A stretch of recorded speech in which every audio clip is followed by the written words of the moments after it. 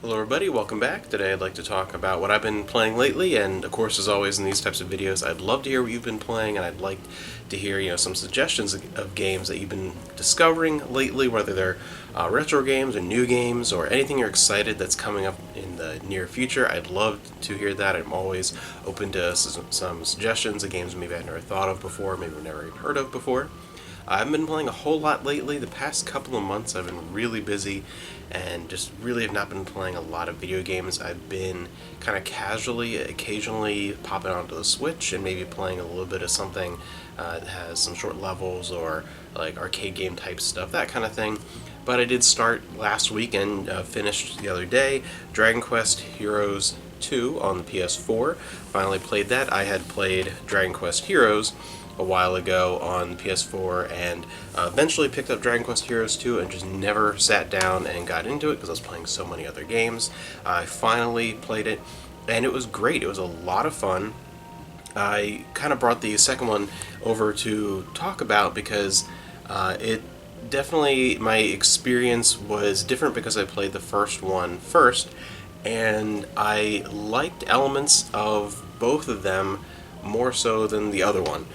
They're both Koei Tecmo games in association, of course, with Square Enix, and the style that they've been doing the past, I guess, almost decade now, which I love, where they're taking the Dynasty Warriors, Samurai Warriors, whatever style, and putting it into a different established franchise. The Gundam ones were great, the Gundam Dynasty Warriors ones. They've done, of course, Zelda, a bunch of different series, and I really hope they continue with these. I hope we see a Xenoblade one. That would be the number one I'd look for.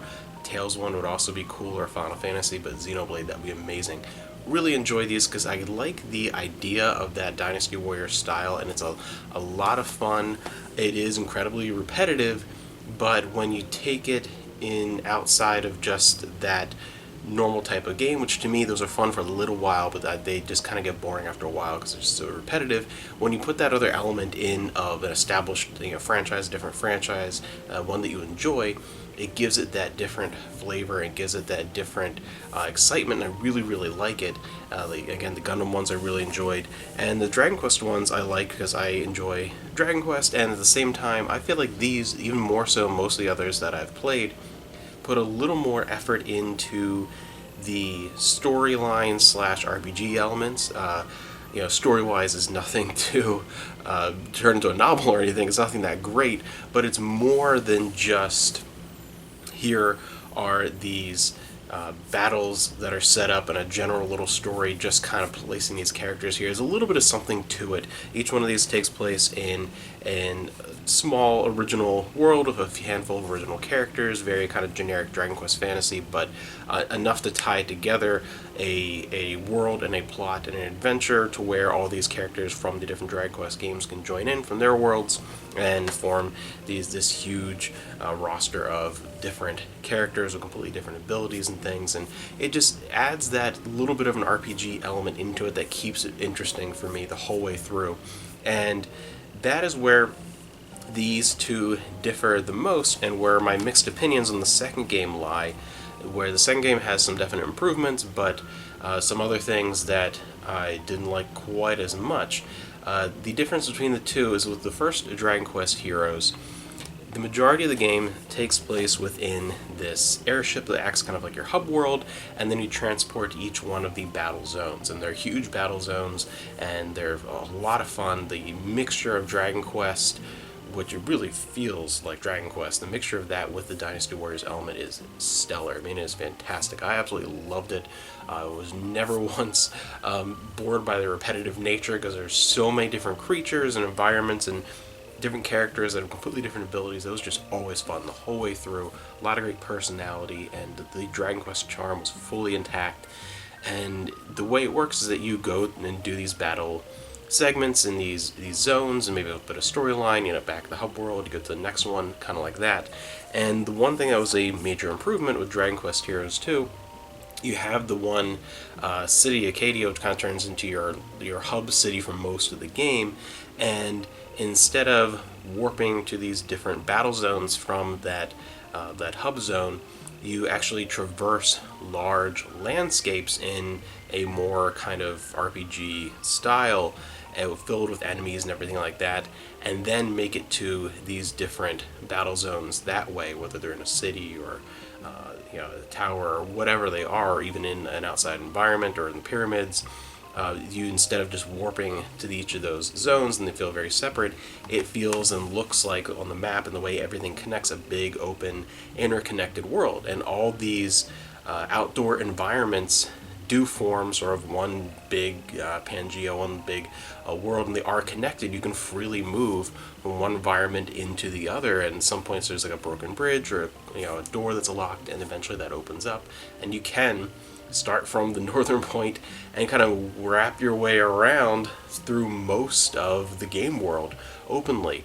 The course already points to to fast travel and things like that, but overall it feels more like a little more heavier emphasis on a lot of the more RPG elements in the second game, and opens that up to where it feels like it's expanded beyond a more typical Dynasty Wars type thing, and that was really enjoyable. And they put a lot of effort into the very generic but interesting enough to form the plot and characters of this new world, to where it worked very well.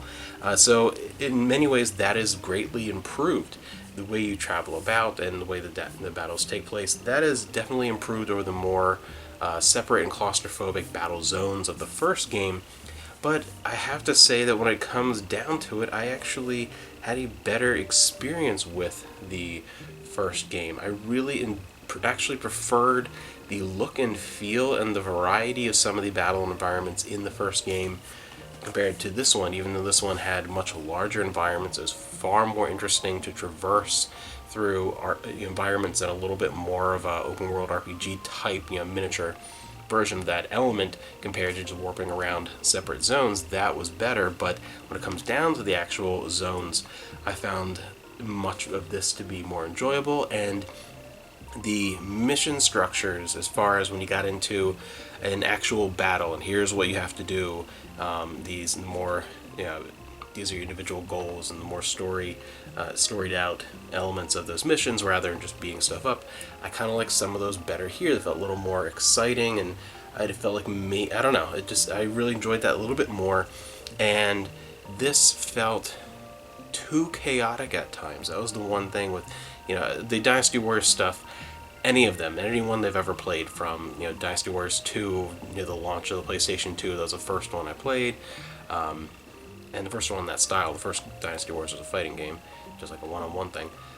From that one through, I don't even remember the last one I played, and then some of the Gundam ones, some of the other ones, whatever, they do have a tendency to have, of course, the whole idea from it is to have as many enemies and things happening on screen as possible, and it can be very exciting.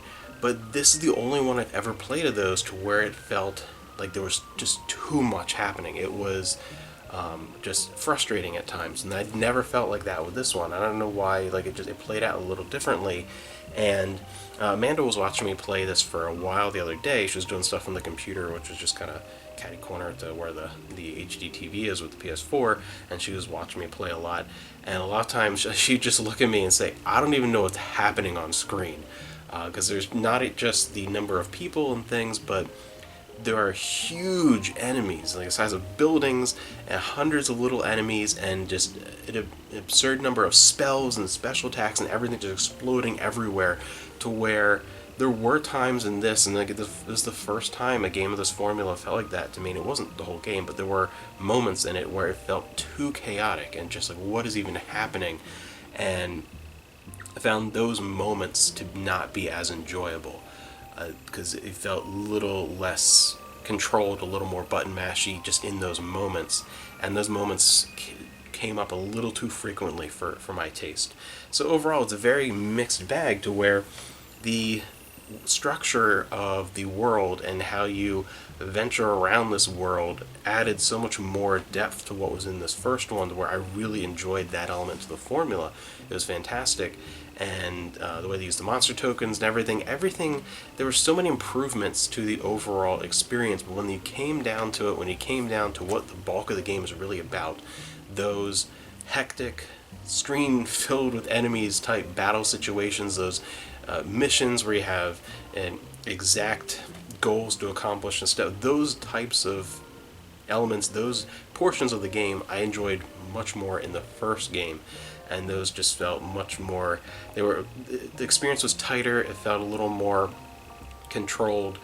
It just, I don't know, for me it just felt like a more polished experience in those moments. So it was overall a very, very mixed experience. There's again stuff about the exploration of this much improved over the first one, but there were things about the experience to where I think if I was going to go back and replay one of these, it would probably be the first one. I think I had a better experience overall. So I played those, and the other thing too was I just finished, very fresh, playing the Tales of Arise demo, which that game comes out really soon, just a couple of weeks from time I'm filming this, and that is fantastic. It's a kind of a weird thing because I have some mixed opinions on it, but at the same time, they're very positive. And I think it's going to be an exciting game. It is one I'm definitely going to play. Not one I'm pre-ordering, just because of the number of stuff, things that are happening by the time that comes out. And I still have to play another older Tales game to play in my backlog. But playing through that demo, it was weird because I, on one hand, love where they're taking it. It looks like just an exponential increase in the feel of a larger budget production than a typical Tales game. And that's, it's mixed because on the one hand, I feel like it's kind of missing a little bit of that Tales charm in the more anime stylings of it. It loses a little bit of that identity, but at the same time, it does translate a lot of that really well into this new, more modern looking take, and it looks beautiful. It is gorgeous. So it's kind of like, at first I'm like, it feels a little less Tales, but maybe it's good that it feels a little less traditionally Tales in some ways, to where maybe it'll get a little more mainstream attention. And it is gorgeous. It is a beautiful looking game from portions that I was seeing in the demo. It looked fantastic. I really enjoyed the gameplay. It looks very open world to an extent that looks fantastic, but not overplayed. Sometimes those open worlds can be just big for the sake of being big, and this felt like it's not going to be that at all. It still feels very, very populated environments, very detail oriented. It looks really cool. I think it's going to be a great game. It looks fantastic, and I think this is a chance for Tales to get a little more mainstream attention than it normally gets, which will be really cool. This game is not coming to the Switch, so I'm hoping that one thing I'm hoping is happening is that I hope with this and maybe a sequel to this in a few years or something using the same engine, whatever, is like a PlayStation, Xbox type thing, and then we start getting either some HD ports or finally some translations, collections of older Tales games for the Switch. That would be really cool. I'd love to see like Destiny 1 and 2 finally brought over, or I really am shocked at this point that Tales Symphonia has not been brought over to the Switch. But yeah, it feels like a really cool game, and the thing that kept creeping up in my mind as I was playing that demo, it feels like a Tales game. I want to say some parts kind of Vesperia, but like a Tales game of that era, like 360, PS3, moving into PS4, that more modern-esque Tales game mixed with Xenoblade Chronicles. Just the style of the environment that I was seeing, the way certain things are structured, in the way you interact with that environment, there was just a lot of it that reminded me very much of Xenoblade Chronicles, particularly the first one, which is a good thing. So to me, it kind of feels like a mix of traditional Tales, mixed with Xenoblade Chronicles in a very modern AAA feeling RPG. So all good things, all things that I really enjoy. So I think it's going to be a fantastic game. Really great. It's one of those games that I will be right in there and pre-ordering if I hadn't already pre-ordered Shin Megami Tensei 5 coming out a little bit later in the fall, because I know there's no way this thing comes out like September 10th or something, I want to say off the top of my head. There's no way I'm getting this game and playing that and finishing it by the time Shin Megami Tensei 5 comes out, and that I'm more excited for. But yeah, overall, definitely a good game, definitely one I am eventually going to play, and you'll hear my impressions after playing that, but not one right off the bat. maybe like Christmas time or something after SMT, or beginning of next year. That'll be a lot of fun. So that's what I've been playing lately, and I'm not sure, I might pick like a short indie game or something like that to play next. That's kind of what I'm feeling between now and the time that SMT5 comes out. In between there's a lot of movie, TV stuff kind of coming out in September, and Amanda pre-ordered a game and things like that. So September's going to be a really, really heavy month leading into the beginning of the fall. And just something as an aside, if you have any interest, because the fall reminded me, we did Goosebumps videos quite a few years ago talking about that series, and this fall we're going to be going back to another 90s kids horror series and looking at Dead Time stories. We're also going to look at Bunnicula, so look out for those videos. Again, September, October-ish is just going to be crazy video heavy on my channel because there's so much happening.